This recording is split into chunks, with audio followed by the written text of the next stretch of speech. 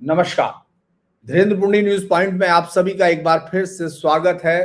बंगाल के चुनाव में लोगों की निगाह लग रही है कि ममता बनर्जी कहां कहां जा रही हैं और क्या क्या भाषण दे रही हैं, लेकिन लोग एक बात की ओर ध्यान नहीं दे रहे हैं कि ममता बनर्जी की सबसे बड़ी तलाश इस बार वोटर से ज्यादा एक नारे की है।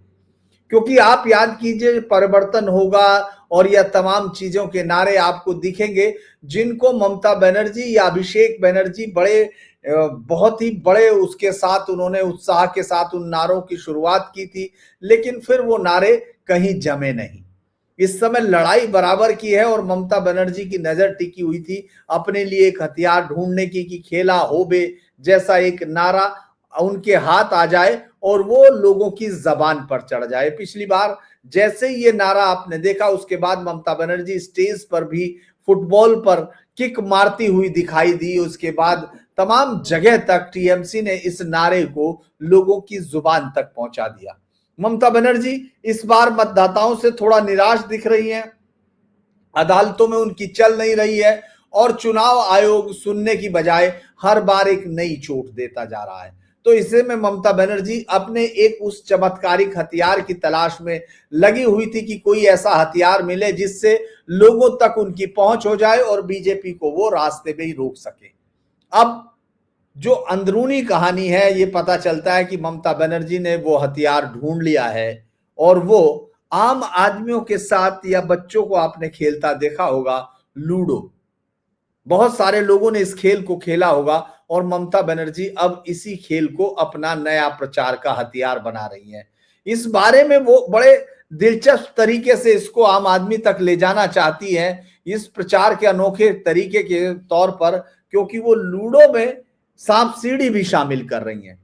लूडो में तो आपको आपकी गोटियां निकलती हैं और आपका जो भी नंबर आता है आप अपने उसको आगे बढ़ा देते हैं। उसमें दूसरे की गोटी पीटने का मौका जरूर आता है, लेकिन ऐसा नहीं आता कि उसमें कोई सांप आपको डस ले और पीछे ले जाए।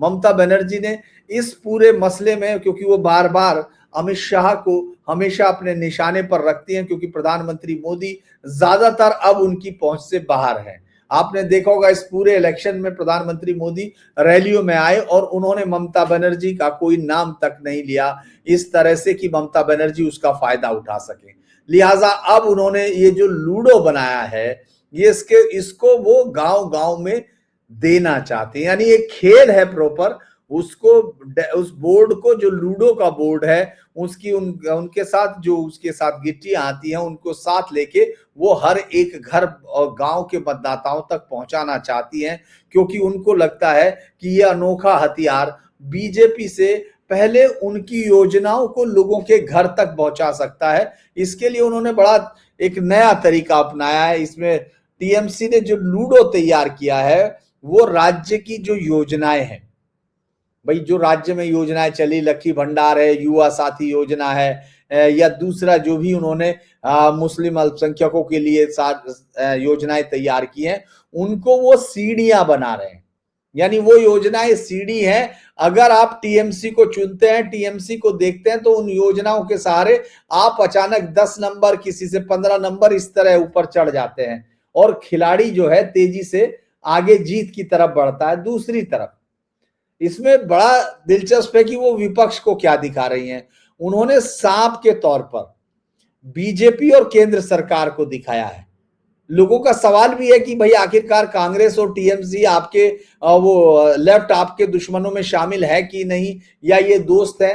तो इस पर तो खैर किसी ने जवाब अभी तक नहीं दिया, क्योंकि वो खेल अभी सामने आना ही है। लेकिन उन्होंने ये सबसे बड़ी बात दिखाई है कि साहब, केंद्र की नीतियां और वो जो नीतियां हैं और ये जो नेता है, इनकी वजह से राष्ट्र को नुकसान हो रहा और इस राज्य को भी नुकसान हो रहा है। ये उन्होंने कहा। लूडो में मेनली उन्होंने वही रखा है, लक्की भंडार है, बाकी आप वहां तक पहुंचे उससे चले जाएंगे। 2 सांपों का जिक्र है और दोनों सांपों पर उन्होंने देखा है, मतलब वो तो है ही कि अमित शाह तो उसमें सबसे पहले हैं, प्रधानमंत्री मोदी को रखा है, कुछ में नहीं रखा है। लेकिन जो उन्होंने अमित शाह के बाद उस पर रखा है ज्यादा, जिनको प्रोमिनेंस दी है, उसमें नेता प्रतिपक्ष आप समझ ही गए होंगे, शुभेंदु अधिकारी। तो वो तो उनकी नजर में है, क्योंकि वो उनको वैसे भी नंदीग्राम में राजनीतिक रूप में डस चुके हैं और उनको खुद को ममता बनर्जी को कितना पीछे छोड़ चुके हैं। उसके बाद केंद्रीय मंत्री सुकांत मजूमदार है, श्रमिक भट्टाचार्य है और पूर्व प्रदेश अध्यक्ष दिलीप घोष है। इन सब की तस्वीरें साथ में रखी हैं और इनको छोटे छोटे इस तरह के ट्रैप में दिखाया गया, सांप की तरह कि भाई आप अगर इनके उसमें आ गए तो आप नीचे जाएंगे, राज्य को नीचे जाएंगे। और इसको ये जो इस लूडो को ये कहा जा रहा है कि इस अनोखी लूडो को जो है वो अगले कुछ दिन में आधिकारिक तौर पे लॉन्च भी कर देंगी। उस लूडो को ग्रामीण क्षेत्रों में और कस्बों में वितरित किया जाएगा, शहरों में इसका नहीं है, क्योंकि पार्टी का पहला लक्ष्य है कि वो महिलाओं तक पहुंच सके, बुजुर्ग मतदाताओं तक जा सके, जो अक्सर खाली टाइम में लूडो जैसे खेल खेलते हैं या आपस में बातचीत करते हैं।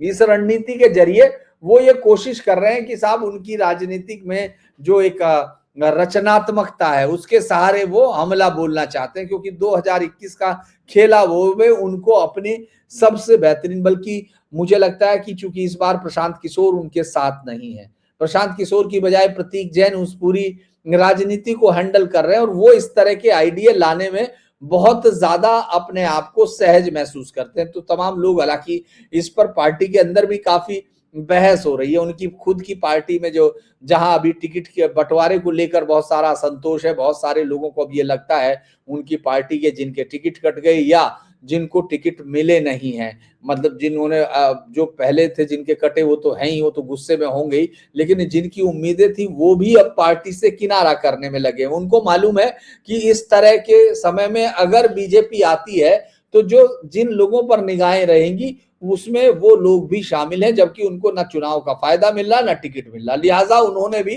किनारा कशी शुरू कर दी है। इसी को लेके ममता बनर्जी इस तरह की चीजें वो कर भी रही हैं। इसके अलावा भवानीपुर को लेकर अब एक उन्होंने पिछले 10 दिन में हम लोग उनको रैलियों में देख रहे थे, लेकिन जब हम लोग देखते हैं तो पिछले 10 दिन में उन्होंने कई सारी मुलाकातें की हैं, वार्ड मेंबरों को बुलाया।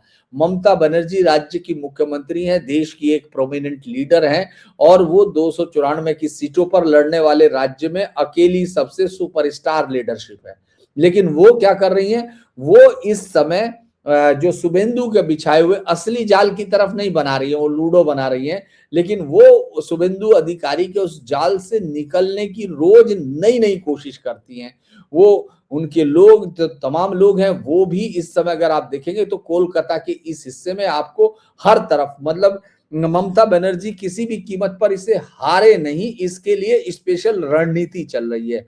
हर एक गली में, हर एक उसमें एक एक लीडर को, जो वहां का लीडर है उसको इंचार्ज बनाया गया है, वो तमाम चीजें, ताकि बीजेपी का जहां जहां प्रचार हो रहा है, बीजेपी के लोग जहां जहां जा रहे हैं उनको भी ट्रैक किया जा रहा है। इतना जबरदस्त तरीके से ममता बनर्जी वहां फंसी हुई है कि वो ये तो जानती है कि मैं यहां से अगर एक बार भी चली जाती तो फिर ये पार्टी चली जाती, मैं सीट जीत सकती थी, लेकिन अभी उनको लगता है कि वो सीट हार गई तो क्या उनकी जो जनता है, जो उनके भतीजे ने जो पार्टी पर जो कैप्चर किया हुआ है कि 50% से ज्यादा इस बार के टिकट बंटवारे में अभिषेक के लोग हैं और वो लोग जिनके टिकट कटे हैं वो ममता के साथ सीधे जुड़े हुए थे, और अब अगर हम लोग उन पर बात करें, उनके नेताओं की बातों पर गौर करें तो वो ये कह रहे हैं कि वो पार्टी को हराने से भी संकोच नहीं करेंगे, क्योंकि वो अभिषेक बनर्जी के साथ उस तरह से काम नहीं करना चाहते।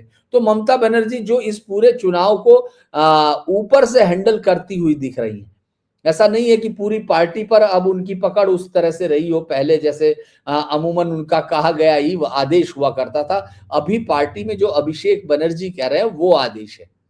तो इस बात को लेकर बहुत सारे नेता असहज भी दिख रहे हैं। हालांकि ममता बनर्जी रोज इतनी सभाएं करने के बाद, इधर से उधर करने के बाद, उनको जहां कोर्टों का मामला देखना है, जहां उनको ये तमाम जो चुनाव आयोग के नए नए फैसले आ रहे हैं उन सब को देखना, उसी बीच में उनको ये भी देखना है कि वो अपनी सीट से ना हार जाएं, क्योंकि अपनी सीट से हार जाएंगी तो ये जो उनके साथ उनके राजनीतिक कैरियर पर, जब वो लास्ट इलेक्शन लड़ रही हैं, ऐसा लोग कह रहे हैं कि ये आखिरी इलेक्शन है, उसके बाद पूरी तरह से ये पार्टी जो चली जाएगी वो उनके पास चली जाएगी, जो अभिषेक मुखर्जी हैं अभिषेक बनर्जी को ये पार्टी पूरी तरह उनकी सत्ता के लिए मिल जाएगी। उधर ममता बनर्जी को अब थोड़ा थोड़ा डर कांग्रेस से तो नहीं लग रहा है, लेकिन हाँ हुमायूं कबीर और अगर उसके एआईएमआईएम के साथ में जो पीरजादा फुरफुरा शरीफ है, ये कहा जा रहा है कि अब जिस तरह से बातचीत वो मुस्लिम लीडर से चल रही है,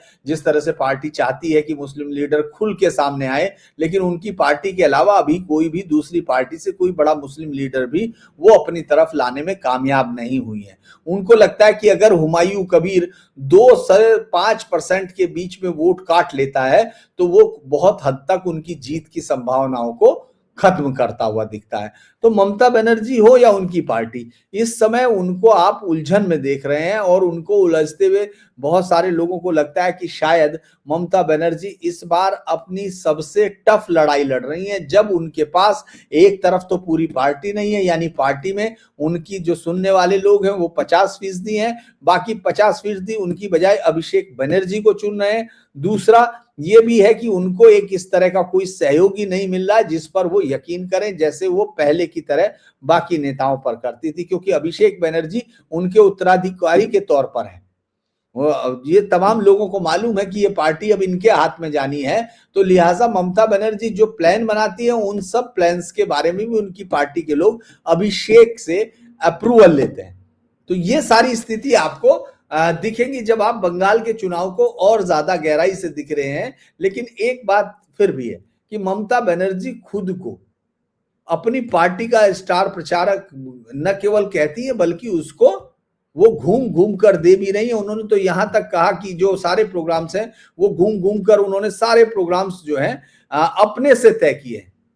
वो सारे प्रोग्राम्स को अपनी मर्जी से तय कर रही हैं और वो ये भी कहती हैं कि मुझे हर एक विधानसभा सीट पर जाकर एक बार मतदाताओं से बात करनी है। तो ये स्ट्रेस भी लोगों को दिख रहा है कि ममता बनर्जी इस बार की चुनावी जीत में अपने आप को उतना ज्यादा सहज महसूस नहीं कर रही है जितना इससे पहले के चुनाव में था। उधर बीजेपी तो लगातार हमलावर है ही। चुनाव आयोग से एक नई लिस्ट आने की बात है, उसमें उन तमाम अधिकारियों को जो अलग अलग जगह बच गए हैं और जिन लोगों से ये शक है कि वो टीएमसी के लिए काम करते हुए दिख रहे थे, उन सबके एक ट्रांसफर्स की लिस्ट और आनी है। एक के बाद एक जो ये ट्रांसफर चुनाव आयोग कर रहा है उससे बीजेपी के लोगों के अंदर कम से कम एक हौसला जरूर दिख रहा है। लोग कह रहे हैं कि वो जो वोटर्स है वो घर से बाहर निकलने की तैयारी कर रहा है। हालांकि जो उनकी खुद की कॉन्स्टिट्यूंसी है उसमें तो इतने मल्टी स्टोरीज है कि वहां उनको बाहर आने की जरूरत नहीं है। उन तमाम जगह पर नए नए बूथ भी चुनाव आयोग ने बनाए हैं। तो इस बार मुझे लगता है कि जो बड़ी दिलचस्प हम लोग लड़ाई देखने जा रहे हैं बंगाल में, वो ममता बनर्जी की तलाश भी है और ममता बनर्जी की विदाई का तरीका लोग क्या तय करते हैं ये भी है। ये कह रहे हैं कि एक राजनीतिक उनकी ये आखिरी बड़ी लड़ाई है। तो देखते हैं कि क्या वो लूडो के खेल में सफल हो पाती हैं या जो अमित शाह ने नया खेल बनाया है जिसमें उनका बंगाल की राजनीति से इसी तरह विदा होना लिखा है, क्या वो अमित शाह के उस खेल में आती है। तो चुनाव तो बड़ा दिलचस्प है। अगर आपको वीडियो अच्छा लगे तो लाइक करें, सब्सक्राइब करें, शेयर करें चैनल को और बाकी सब अपडेट्स के लिए देखते रहें। आज हम आपको असम के अलग अलग हिस्सों से कहीं जाकर ये तमाम रिपोर्टिंग दिखाएंगे। तो अभी के लिए इतना ही। आपका दिन शुभ हो। शुभ प्रभात।